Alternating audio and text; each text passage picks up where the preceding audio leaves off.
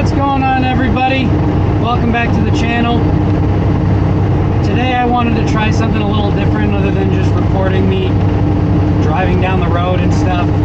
So I figured when I'm showing you guys what I'm doing usually, or trying capturing it the best that I can, I figured I'd show you how I at least was trained to operate an end dump trailer.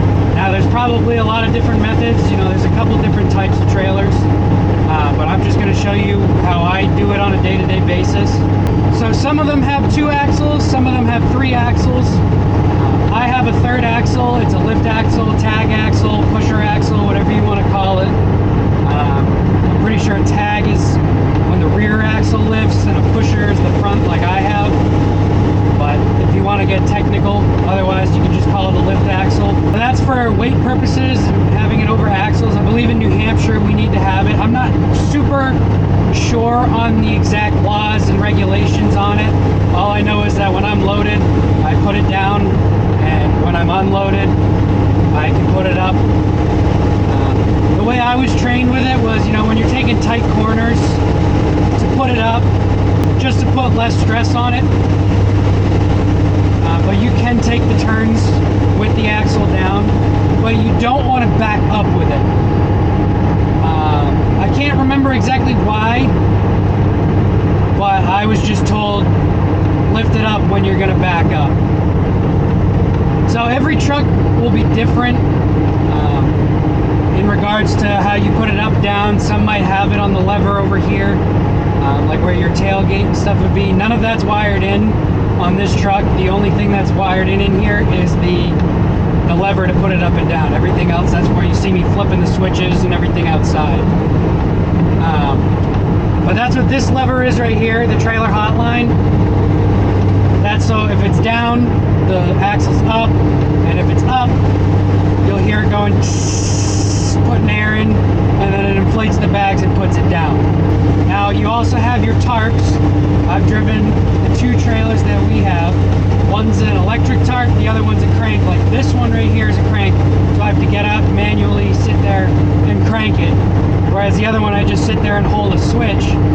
Now it'd be nice if I was able to do that from inside like a lot of other companies, but it is what it is. Now I'm going to get loaded right now, so once I get all the way back down to where we're delivering, I'll show you the process of how I go about. Like, I know I've recorded me doing it, but I'll at least try and explain it to the best of my abilities. Again, the way that I do it. Some people might have their own different ways. Some people might say like, oh, nope, I don't do it like that. Nope, you don't need to do that. But again, this is just the way I was trained in it. So this is just the way I'm going to explain it to you guys.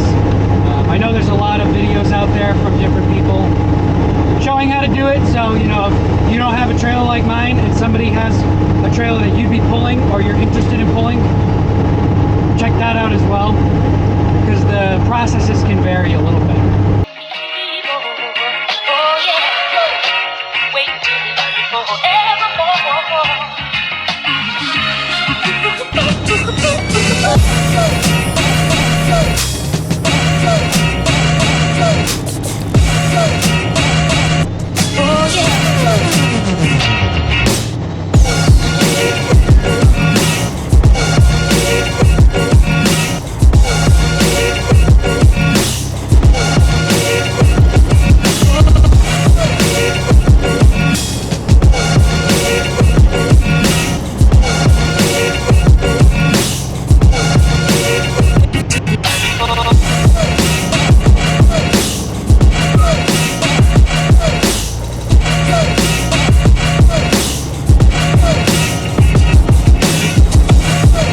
Alright, so once we set our brakes,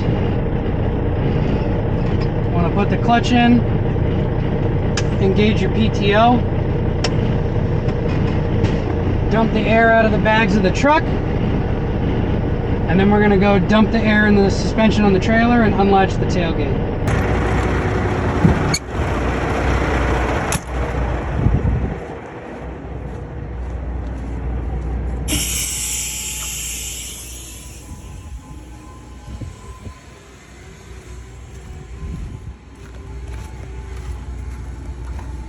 You always want to make sure that these are all the way up on both sides. And I like to test and open it a little bit, make sure that it falls out. Because if you have a trailer, one of our trailers, if the air pressure isn't built high enough, these won't open all the way. So it'll look like it's open on one side, but then this side's actually closed. It'll tear the whole door off once you put it up in the air and all of this weight is coming down towards it.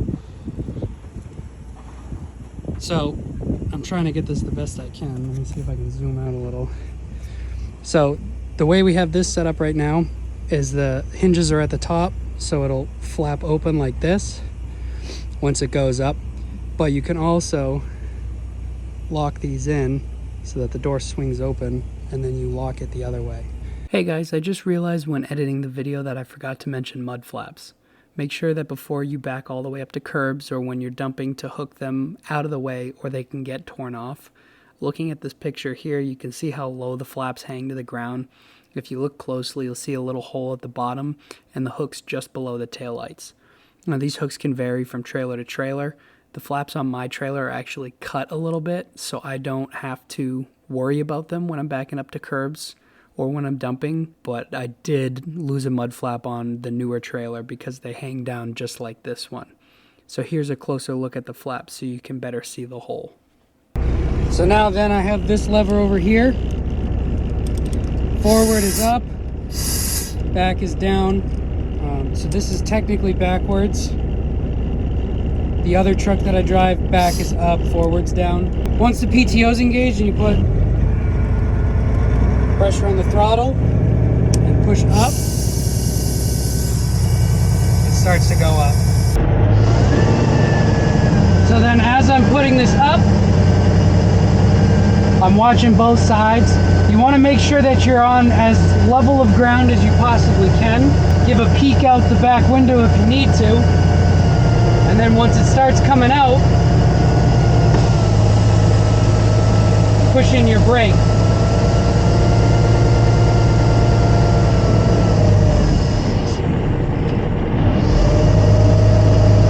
You push in your brake, that way once everything starts coming out, you can roll forward.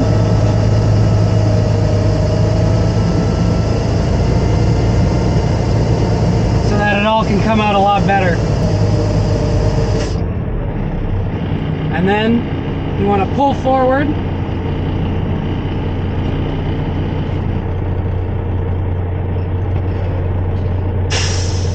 Put the air back in the truck suspension and turn your PTO off. That way you can put it in gear, pull forward, and slap your tailgate a little bit if you have the space, which this might be hard.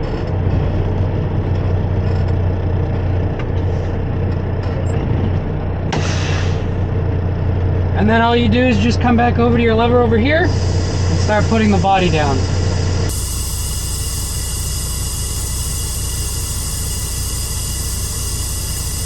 And then once your body's all the way down, you can straighten out a little bit in like this situation where I don't have enough room.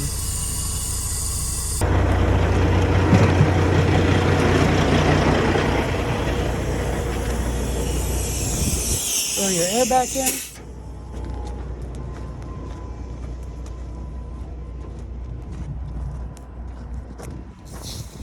Clean off the back.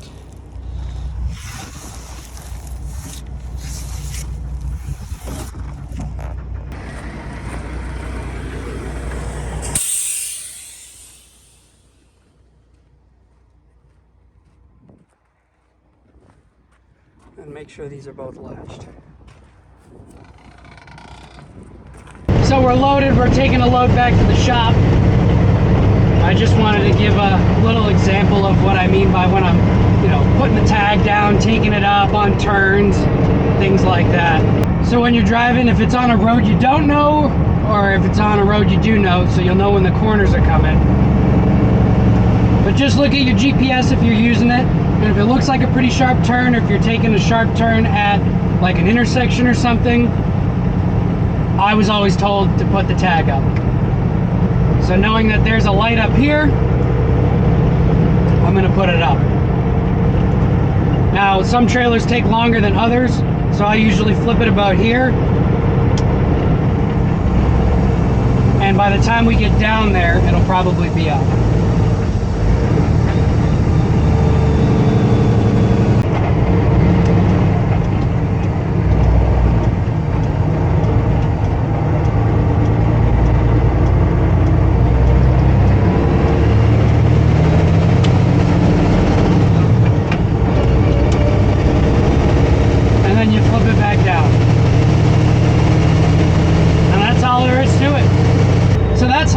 on the end dump. If you guys have different ways of doing it, leave a suggestion down below of different methods that you guys use. But like I said, that's the way that I was taught. I'm sure there's plenty of different ways how to do it. And this is a framed trailer. For those of you who are interested, the frameless trailers are the ones that kind of pull themselves forward or pull the truck back depending on which brake you set. And they kind of tilt back onto the rear axle. Whereas this one has a frame, it's a framed trailer, and just the body goes up.